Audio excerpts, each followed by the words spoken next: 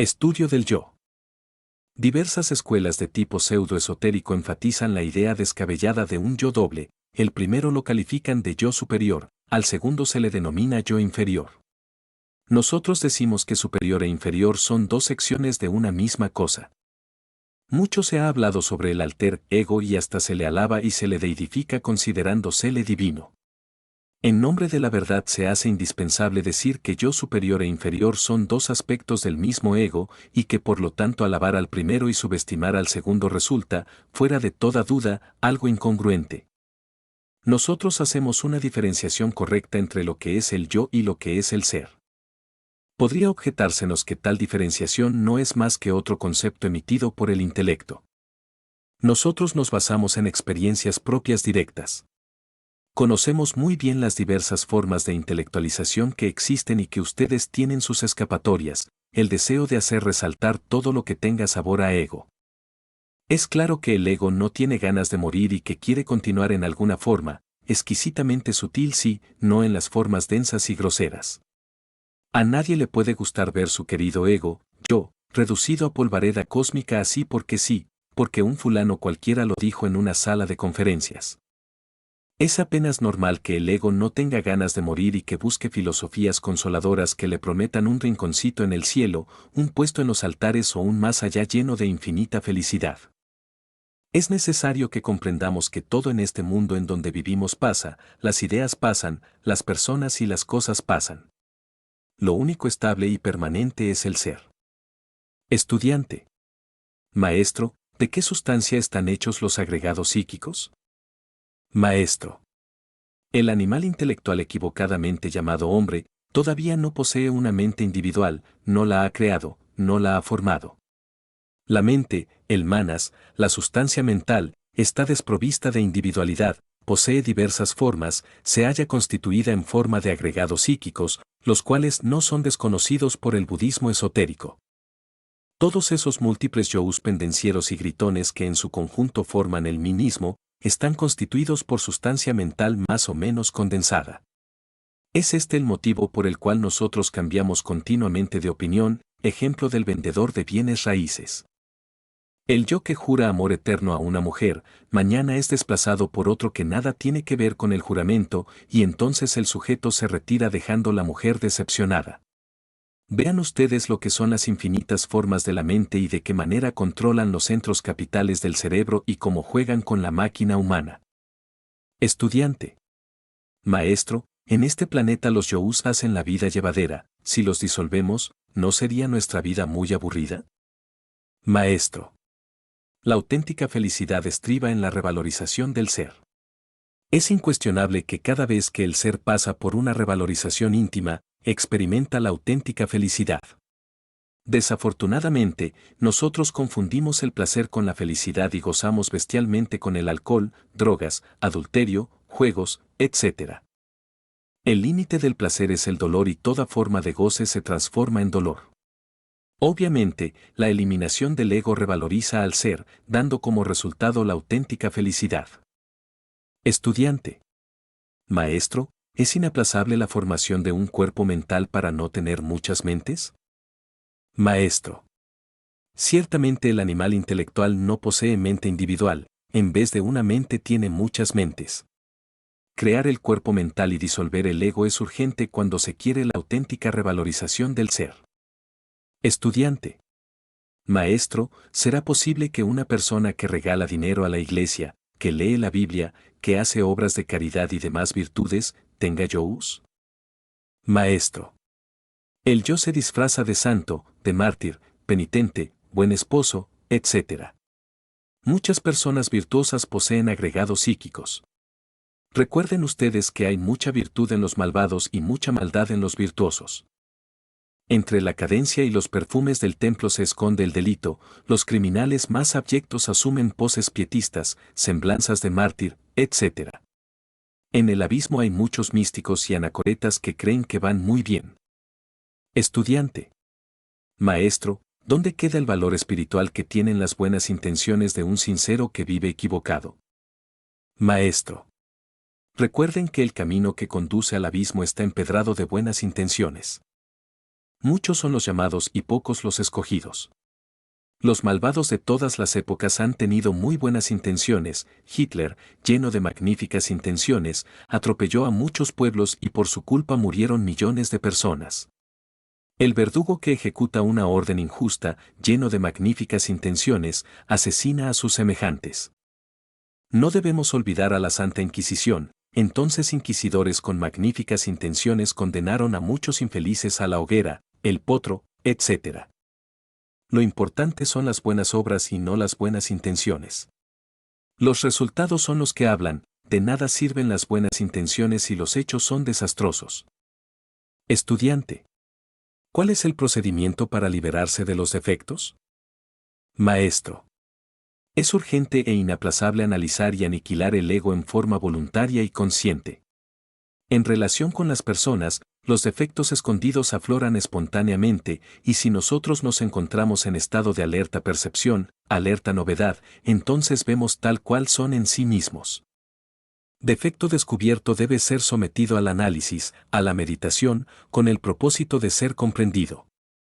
No basta comprender el defecto, es necesario llegar a su honda significación. Cualquier destello de conciencia puede iluminarnos y en milésimas de segundo captar el hondo significado del defecto. Eliminación es diferente. Alguien podría haber comprendido un defecto y hasta haber penetrado en su honda significación y no eliminarlo. Esto es indispensable para quedar libre de los defectos. El ego personal es una suma de yous. El animal intelectual es una máquina controlada por yous. Estos son los diablos rojos citados en el libro de los muertos del antiguo Egipto. Es indispensable saber que lo único digno que llevamos dentro es la esencia. Desafortunadamente esta en sí misma está dispersa aquí, allá y acullá, enfrascada entre cada uno de los diversos yous. Tratándose de comprender fundamentalmente cualquier defecto de tipo psicológico, debemos sincerarnos con nosotros mismos. Desafortunadamente, la mente siempre busca excusas para justificar los errores. Es necesario autoexplorarnos para autoconocernos profundamente. Cualquier error es polifacético y se procesa en las 49 regiones de la mente. El gimnasio psicológico es indispensable y este es la vida. En la interrelación humana, en la convivencia con nuestros semejantes, existen infinitas posibilidades para autodescubrirnos. Empero es obvio que la autovigilancia debe siempre procesarse de momento en momento. La disolución del ego se precipita si sabemos aprovechar hasta el máximo las peores circunstancias, ellas nos ofrecen las mejores oportunidades. El control de los defectos íntimos es superficial y está condenado al fracaso. Es necesaria la eliminación de nuestros defectos, con ello establecemos en nuestra conciencia cimientos adecuados para el recto actuar. Comprensión es lo primero, eliminación es lo segundo. Lo que hace bello y adorable a todo niño es su esencia, esta constituye en sí misma su verdadera realidad. El normal crecimiento de la esencia se lleva a cabo hasta los 5 primeros años. Para que siga creciendo, algo muy especial debe pasar, esto es el trabajo sobre sí mismo. El desarrollo de la esencia es únicamente posible a base de trabajos conscientes y padecimientos voluntarios. Debemos saber nosotros que tenemos dentro de sí mismos eso que se llama ego, yo, etc., y que dentro se encuentra embotellada la esencia y esto es lamentable. Disolver el yo es indispensable, este es el verdadero sentido del trabajo sobre sí mismo, pues nunca podríamos libertar la esencia sin desintegrar previamente al yo psicológico.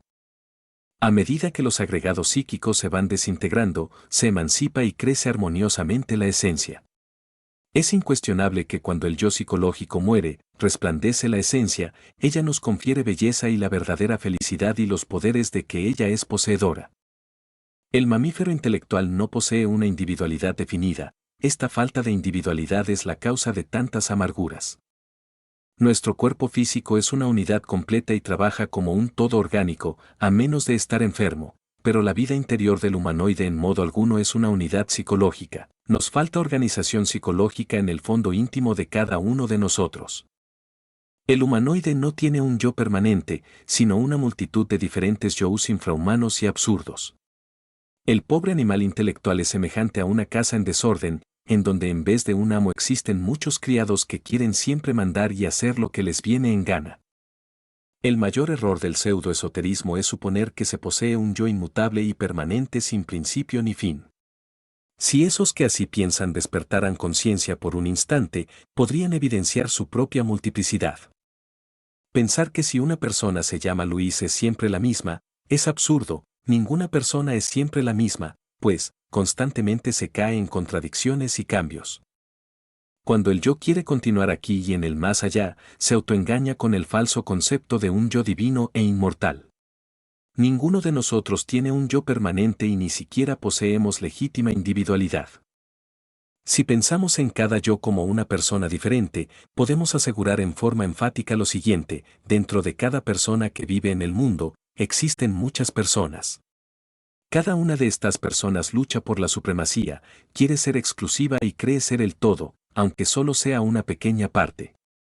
No podremos jamás conocernos a sí mismos sin la autoobservación. En tanto un sujeto siga considerándose uno, es claro que cualquier cambio interior es más que imposible. Reflexionando un poco sobre las diversas circunstancias de la vida, bien vale la pena comprender seriamente las bases sobre las cuales descansamos. Una persona descansa sobre una posición, otra sobre el dinero, etc. Lo más curioso, ya seamos ricos o mendigantes, es que necesitamos de todos y vivimos de todos, aunque estemos inflados de orgullo. Dentro de todo esto, nos creemos muy fuertes y somos espantosamente débiles. Es urgente autoobservarse, de momento en momento, con el propósito de conocer claramente los fundamentos sobre los que descansamos. Cuando uno descubre aquello que más le ofende en un instante dado, entonces descubre las bases sobre las cuales descansa psicológicamente. Uno se asombra ante el espectáculo de un incendio, entonces las personas desesperadas se apoderan de las cosas más inverosímiles, son personas apegadas a esas cosas que no tienen la menor importancia. Esto equivale a estar en estado de absoluta inconsciencia. Lo más grave de nuestra tragedia es que uno se piensa que está pensando, siente que está sintiendo, cuando en realidad es otro el que en un momento dado piensa con nuestro martirizado cerebro y siente con nuestro dolorido corazón. ¿Cuántas veces creemos estar amando y lo que sucede es que otro yo dentro de sí mismo, lleno de lujuria, utiliza el centro del corazón? A medida que uno trabaja sobre sí mismo, va comprendiendo cada vez más y más la necesidad de eliminar radicalmente de su naturaleza interior todo eso que nos hace tan abominables. Son las peores circunstancias de la vida, las situaciones más críticas, los hechos más difíciles, los más propicios para el autodescubrimiento íntimo. Si uno en vez de perder la cabeza, identificarse, fascinarse con las cosas de la vida, se acordase de sí mismo, descubriría con asombro ciertos yous de los cuales jamás tuvo ni la más mínima idea, sospecha. El sentido de autoobservación íntima se encuentra atrofiado en todo ser humano, autoobservándose de momento en momento, tal sentido se desarrollará en forma progresiva, a medida que el sentido de autoobservación prosiga su desarrollo mediante el uso continuo. Nos iremos haciendo cada vez más capaces de percibir en forma directa aquellos yous sobre los cuales jamás tuvimos dato alguno relacionado con su existencia, y descubrimos que cada uno de ellos tiene características psicológicas inconfundibles, mediante las cuales aprendemos, atrapamos intuitivamente su naturaleza íntima. En principio el esoterista no sabe por dónde empezar, siente la necesidad de trabajar sobre sí mismo, pero se halla completamente desorientado. Aprovechando los momentos más difíciles, los instantes más adversos, descubrimos nuestros defectos sobresalientes y que debemos desintegrar urgentemente. Antes de acostarnos conviene que examinemos los hechos ocurridos en el día. Recordemos que en esoterismo, bueno es todo lo que está en su lugar, malo es todo lo que está fuera de lugar.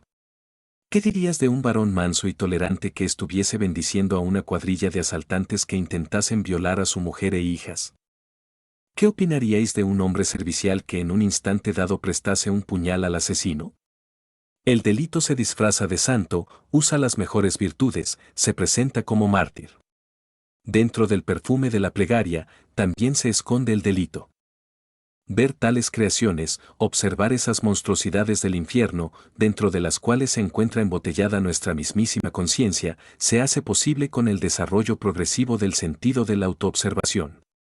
Mientras tengamos esas aberraciones dentro, seremos una abominación, aunque nos creamos bellos o justos y hasta nos quejemos de la ingratitud de las demás personas y gritemos que no nos entienden.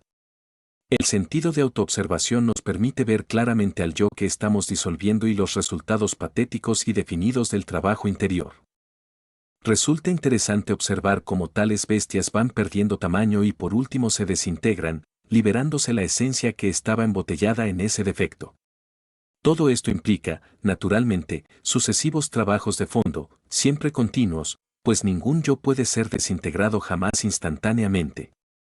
En tanto no se haya producido la desintegración psicológica de todas esas abominaciones, ambiciones, envidia, etc., aun cuando nos creamos personas honradas, honorables, sinceras, caritativas, hermosas en el interior, etc. Obviamente, no pasaremos de ser más que sepulcros blanqueados, hermosos por fuera, más por dentro llenos de asqueante podredumbre. Son muchas las personas que suponen que, mediante las buenas intenciones, es posible llegar a la santificación. Obviamente, mientras existan agregados psicológicos en nuestro interior, bajo el fondo de una mirada piadosa y de un rostro venerable, no podrá haber santificación. En psicología revolucionaria se nos hace evidente la necesidad de una transformación radical, y esta solo es posible declarándonos a sí mismos una guerra a muerte, despiadada y cruel. No existiendo una verdadera individualidad en nosotros, resulta imposible que haya continuidad de propósitos. Lo que un yo determinado afirma en un instante, no puede revestir ninguna seriedad debido al hecho concreto de que cualquier yo puede afirmar exactamente lo contrario en cualquier momento. Lo más grave es que hay personas que afirman enfáticamente ser siempre las mismas. El sujeto en sí no es más que una máquina que tan pronto sirve de vehículo a un yo como a otro. Obviamente, si uno no lucha contra la vida, ésta se lo devora, y son raros los aspirantes de verdad que no se dejan tragar por la vida. Si no trabajamos sobre nosotros mismos, involucionamos y degeneramos, pues, no es posible que el verdadero hombre surja mediante la ley mecánica evolutiva, ya que esta ley tiene su contraparte, la cual es la involución. Se evoluciona hasta cierto punto perfectamente definido y luego viene el proceso involutivo, a toda su vida le sucede una bajada y viceversa. Dentro del animal intelectual existen gérmenes o semillas que, convenientemente desarrolladas, nos convierten en verdaderos hombres. Para eso es necesario un ambiente adecuado, pues, es bien sabido que la semilla en un medio estéril no germina, se pierde. Si queremos verdaderamente la unión con la divinidad necesitamos con urgencia una verdadera revolución de la conciencia. La revolución de la conciencia tiene tres factores básicos que son los siguientes: morir, nacer, sacrificio por la humanidad. Vamos a estudiar qué es lo que debe morir en nosotros, qué es lo que debe nacer y por qué debemos sacrificarnos por la humanidad, por los demás. Es urgente saber que el yo es un conjunto de entidades que goza de cierta autoindependencia. Estos yous riñen entre sí y la mente es el campo de batallas. Cada uno de ellos se proyecta en los distintos niveles de la mente, tratando de satisfacer sus instintos animales, alimentándose de nuestros principios vitales. El yo que hoy jura amor eterno a una mujer, mañana la odia. Dentro del hombre surgen contradicciones constantemente, esta es la causa de que el hombre no es hombre todavía, es tan solo un animal intelectual. El animal intelectual no tiene alma, su alma está fraccionada. Cuando el yo muere, el alma se libera y es entonces cuando el hombre puede tener verdadera continuidad de propósitos, un verdadero centro permanente de conciencia. Solo en un hombre con alma, no existen las internas contradicciones. Solo donde no existen las internas contradicciones hay verdadera paz interior. El yo psicológico gasta torpemente el material psíquico en explosiones de ira, codicia, envidia, lujuria, etc. Eliminar el yo es una tarea difícil. El yo se disuelve a base de rigurosa comprensión. La convivencia con el prójimo, el trato con las gentes, es el espejo donde podemos vernos de cuerpo entero. En el trato con las personas, nuestros defectos afloran, y si estamos vigilantes entonces los vemos. Todo defecto debe ser primero analizado y luego comprendido con el corazón. Cuando un defecto es comprendido en todos los niveles de la mente, se desintegra su elementario correspondiente, es decir, muere un pequeño yo. Cada vez que muere un defecto nace en su lugar algo nuevo, una virtud, un poder del alma, una verdad, etc., etc. Es urgente pasar por la muerte mística, es necesario fabricar alma, es indispensable sacrificarnos por la humanidad, hay que dar la vida por nuestros semejantes. El matrimonio perfecto tuvo un principio, y por esto también tiene un fin. El dolor es el resultado de nuestros propios errores. Cuando uno comete un error, el fruto es el dolor. Cometemos errores porque somos imperfectos porque tenemos el yo dentro. Cuando el yo desaparece, viene a nosotros la auténtica y verdadera felicidad.